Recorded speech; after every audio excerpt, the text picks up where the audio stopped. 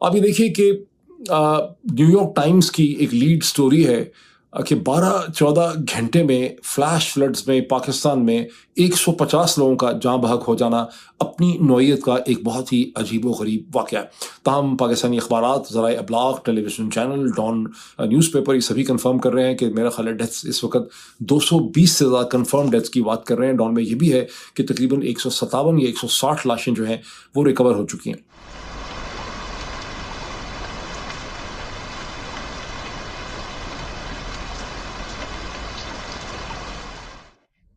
कराची, पाकिस्तान का सबसे बड़ा शहर और सिंध प्रांत की राजधानी, लाखों लोगों का एक बड़ा महानगर है।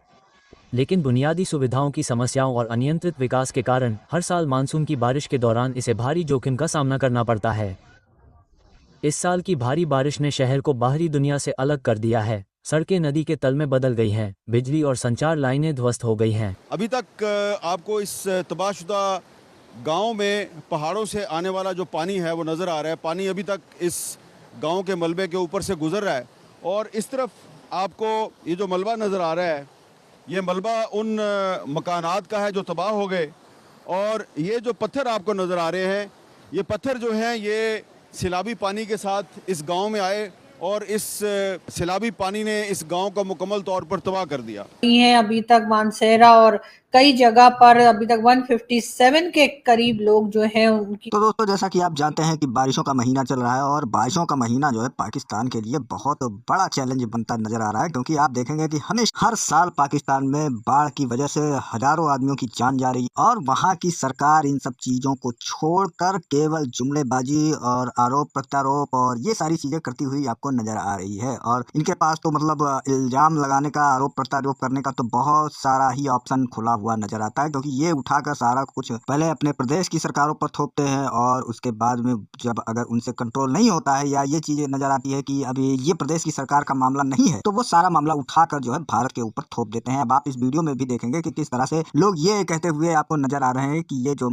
बाढ़ है ये भारत ने पानी छोड़ा है और इसके वजह से पूरा गाँव जो है डूबा हुआ पड़ा है। तो भाई साहब, अब इनको कौन बताए कि आपको इसके लिए डैम बनाना पड़ता है और डैम बनाकर आप बाढ़ को थोड़ा बहुत नियंत्रित कर सकते हैं। वैसे तो ये प्राकृतिक आपदा है, क्योंकि इस पर किसी का बस नहीं चलता, लेकिन अब फिलहाल टेक्नोलॉजी थोड़ा सा इतना तो एडवांस हो ही गई है हर जगह हर देश में कि वो अपने 24 घंटे में आपको जो है चीजें बता रही हैं कि क्या होने वाला है क्या नहीं होने वाला। लेकिन इन सब चीजों के बावजूद ही पाकिस्तान में इन सब चीजों पर ध्यान ही नहीं दिया जाता है, क्योंकि अब उन्हीं के पत्रकारों का और उन्हीं के विश्लेषकों का ये दावा है, वही बता रहे हैं कि भाई साहब वहाँ पर जो है सिविलियंस को बचाने के लिए अगर कोई कुछ है किसी के हाथ में तो वो भी वहाँ के आर्मी के पास है। वहाँ पर कोई मेजर जनरल या कोई आर्मी अफसर ही अगर रेस्क्यू का मामला हो या किसी प्रकार का नोटिस जारी करना हो कि भैया कल बाढ़ आने वाली है या कल बहुत ज्यादा बारिश होने वाला है, तो ये सब चीजें जो चेतावनी देने का काम है वो भी आर्मी के चीफ ही वहाँ पर करते हैं। वहाँ पर कोई ये नहीं कि आपका कोई डीएम एसडीएम या कोई आला अधिकारी जो है अपना नाम पैदा कर सके, कोई राजनीतिक व्यक्ति यानी कि जो वहाँ पर मेन कुर्सी पर बैठा है ना, वो बंदा भी इस तरह से नहीं कर सकता है कि वो रेस्क्यू करने के लिए खुद को हीरो बना ले। ऐसा कुछ नहीं होता है, जिसकी वजह से ये चीजें चल रही हैं और इतना बाढ़ और सैलाब आ रहा है। तो इनके पास जो है डैम भी नहीं है, उसके ऊपर से ये उसको बनाने का प्रयास भी नहीं कर सकते, क्योंकि इनका आधा पाकिस्तान बिक जाने की नौबत में है। और इससे अच्छा वो जब बाढ़ आता है तो इनको बढ़िया सा ऐड मिलता है और ऐड के बल पर ये जो है उसमें करप्शन और वगैरह वगैरह सबको चूना लगाने का इनका जो पुराना रीति रिवाज है ना, वो उस पर कायम है। और इस बार भी यही कुछ देखने को मिल रहा है पाकिस्तान में। तो चलिए आपको दिखाते हैं कि कितना बुरी तरीके से वहाँ पर जो है बाढ़ ने प्रभावित कर रखा है और किस तरह से बाढ़ ने वहाँ का जो है आधा नक्शा जो है और रंग रूप जो है बदल दिया है पाकिस्तान का। तो आइए आपको दिखाते हैं, वीडियो पसंद आए तो लाइक करें। की डेथ हो चुकी है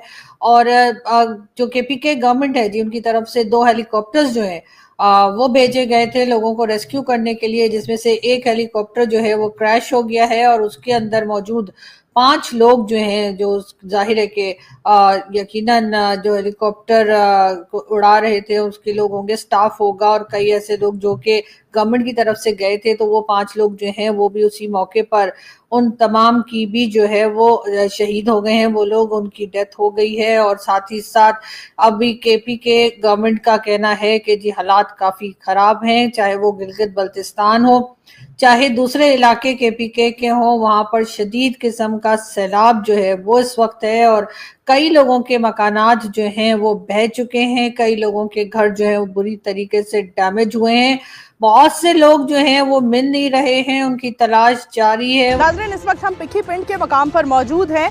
दरियाए सतलुज में इंडिया की जानिब से पानी छोड़ा गया और यहाँ पर तमाम तर फसलें, तमाम तर रिहायशी इलाके मुकम्मल तौर पर ज़ेरे आब आ चुके हैं। जहाँ तक हमारी निगाह जा रही है हमें सिर्फ और सिर्फ पानी ही दिखाई दे रहा है। नाज़रीन, आपको ऑन ग्राउंड रियलिटीज़ से आगाह कर रहे हैं। सैलाब मुतासरीन सुनना बहुत आसान है, लेकिन उनकी ज़िंदगी को बहुत करीब से एक्सपीरियंस करना मैं कहती हूँ बेहद मुश्किल है। जो असल सवाल पूछने वाला है वो किसी पॉलिटिशियंस की स्टेटमेंट से बहुत सी आ रही हैं। जो असल सवाल पूछने वाला है वो ये है कि जो national disaster management authority Pakistan में क़रीबन 2005 या 8 में बनाई गई थी जनरल मुशर्रफ के ज़माने में, NDMA जैसे एक सर्विंग आर्मी के जनरल हेड करते हैं, और जिस तरह से पाकिस्तान की बाकी सारी ऑर्गेनाइजेशंस हैं, NDMA के अंदर भी फौजी अफसरान भरे पड़े, तो NDMA ने क्या कोई एडवांस इसकी पेशन गोई की हुई थी? क्या कोई एडवांस नोटिस था? तो NDMA ने PDMA को क्या बताया था? NDMA ने प्रोविंशियल गवर्नमेंट को क्या बताया था? NDMA ने इसकी क्या एहतियाती तदबीर इख्तियार की थी? ये वो सवाल है जिसके बारे में मैंने किसी किस्म की कोई कमेंट जो है मैंने पाकिस्तान के ज़राए ब्लॉग में देखा नहीं। ताहम पाकिस्तान के प्रोमिनेंट पॉलिटिकल कमेंटेटर जिनसे आप वाकिफ़ हैं, डॉक्टर शहबाज गिल का मैं वीडियो देख रहा था थोड़ी देर पहले, और शहबाज गिल ये कहते हैं कि पाकिस्तान की यानी NDMA की तो खबर किसी ने नहीं ली, लेकिन पाकिस्तान की इंटेलिजेंस के इदारे, पाकिस्तान के टेलीविज़न चैनल्स और ज़राए अबलाग को ये पैगाम देते हुए पाए गए हैं, ये खबर पहुँची है डॉक्टर शहबाज गिल तक कि खैबर पख्तूनख्वा की हुकूमत को दबा के ब्लेम करें, उन्हें इसके लिए जिम्मेदार ठहराएं। सार्वजनिक सेवाएं पंगु हो गई हैं और दैनिक जीवन के सबसे बुनियादी तत्वों को भी पूरी तरह से ठप कर दिया है।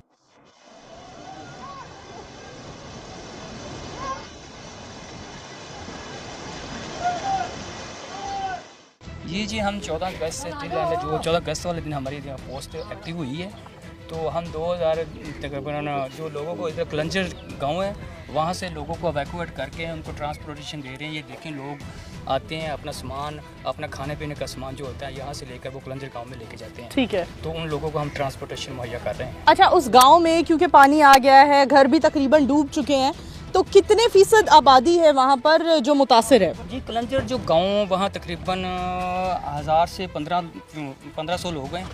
ठीक है, वो जो उधर रह रहे हैं, ठीक है, माल मवेशी भी हैं, जानवर भी हैं, तो मुतासर हो रहे हैं। ठीक है। और इस तरह के ये हादसा कोई पहला नहीं है, लेकिन हैरत की बात ये, अफसोस की बात ये है कि गवर्नमेंट ने पहले से कोई तैयारी नहीं की, लोगों को महफूज जगह पर या महफूज मकामात की तरफ नहीं भेजा गया, और इस तरह से जो वीडियोस आ रही हैं वो भी यकीनन बहुत ही अफसोसनाक किस्म की जो वीडियोस सामने आ रही हैं, उसमें कई जगह पे देखा जा सकता है कि किस तरह से जो है मकान बह गए और लोग जो है वो किस तरह से इस फ्लड के नजर हुए हैं। हमें दूर दूर तक डूबी हुई बस्तियां नजर आ रही हैं, देहात नजर आ रहे हैं। सर, हमें बताइए यहाँ पर तकरीबन कितने देहात सैलाब से मुतासिर हो चुके हैं? जी, यहाँ पे ये भिक्कीविंड है और चंदा सिंह है और हक्कू वाला है, और इससे आगे जो है वो नगर है, धुपसड़ी है, माही वाला है, फती वाला है और बांग्लादेश बस्ती है।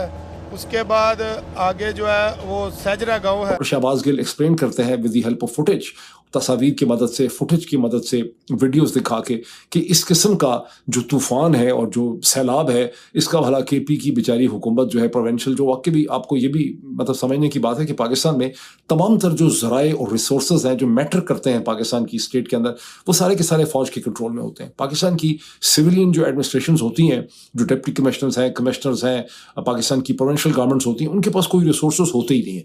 ये पाकिस्तान की स्टेट का बाय डिज़ाइन है, अनलाइक अमेरिका जहां मैं देखता हूं कि स्टेट के पास, सिविल एडमिनिस्ट्रेशन के पास हर किस्म का इक्विपमेंट होता है, उनको कोई अमेरिकन मिलिट्री की, अमेरिकन आर्मी की किसी तरह से ज़रूरत उनको पड़ती ही नहीं है। बहुत ही कम होता है कि अमेरिकन आर्मी को आना पड़े इस किस्म की चीज़ों में मदद करने के लिए। लेकिन पाकिस्तान में ये तमाम resources by design and by plan and by thinking इनको कॉन्सनट्रेट किया गया है, ताकि जब भी इसकी ज़रूरत हो तो फ़ौज ही उसमें विजिबल हो, और उसमें किसी डिप्टी कमिश्नर को हीरो बनने का, या किसी प्रोविंशियल गवर्नमेंट को, या वहाँ के चीफ मिनिस्टर को, या किसी और प्रोविंशियल इदारे को उसमें हीरो बनने का मौका जो है वो ना मिल सके।